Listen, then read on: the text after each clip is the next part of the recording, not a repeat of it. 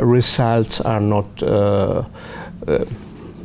easy, and we cannot see any important improvements, let's say.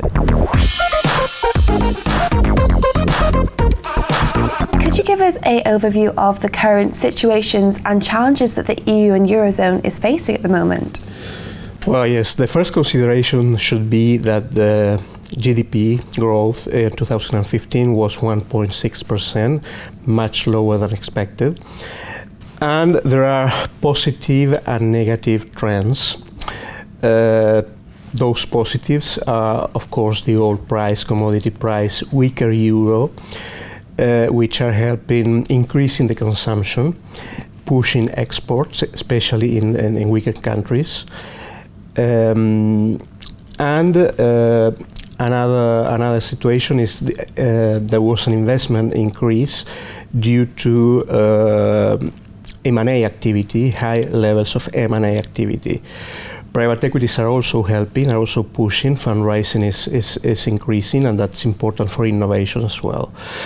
From the negative side, well, we have the emerging countries, BRIC especially, China and Russia. As you know, they had devaluations and stock volatility, political problems between Russia and Ukraine, and this is going to affect exports in the future. Of course, some of the things that are positive, which is the oil price, commodity price, are not going to last. So that is something for the short term. Another negative situation is, of course, the high unemployment, deficits of weaker countries, especially Spain is 20% more or less the unemployment rate, Italy, Portugal. They are, in 2015 and also 2014, they started to work in important reforms, but they still have to work, and results are not easy, and we cannot see any important improvements, let's say. Of course. And what are the main structural challenges that are facing the Eurozone at present? Well, in fact, I think it's competitiveness. Yeah, the gap between weaker and stronger countries.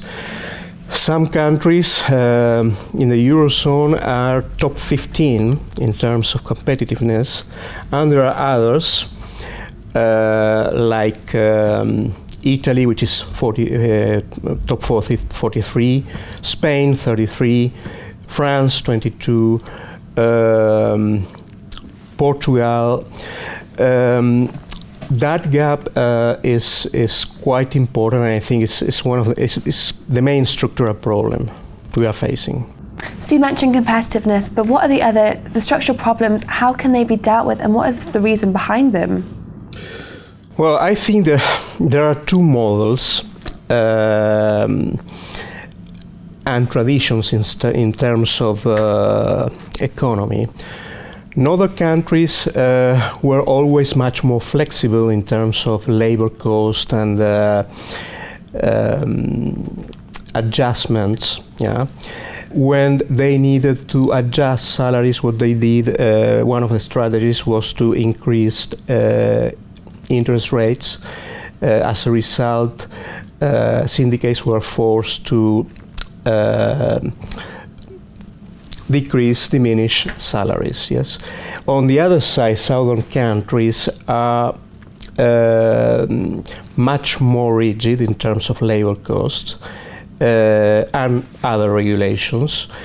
And when they have to adjust, they used to devaluate the currency, which is not possible right now. As a consequence, we have fiscal imbalances between North and South. Northern countries were able to keep and increase exports, and southern countries not that much.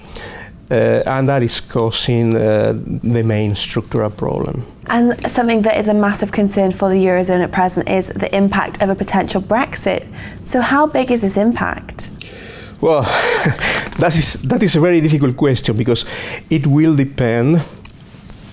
They will have the referendum in July. Yeah. After that, if we come to a Brexit, Great Britain, United Kingdom, we have 2 years to negotiate the exit. Yeah. So all will depend on the kind of new relationship United Kingdom will have to the European Union. But let's say some important things to consider, of course, is trade. Yeah. And there are countries in the European Union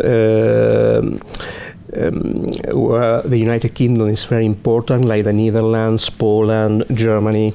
The other important impact could be foreign direct investments. We have to consider that most of the holdings, around 50% of the holdings, are in United Kingdom. If United Kingdom exits, that could benefit in some way the European Union because those holdings could go to cities like Frankfurt or Amsterdam, Luxembourg.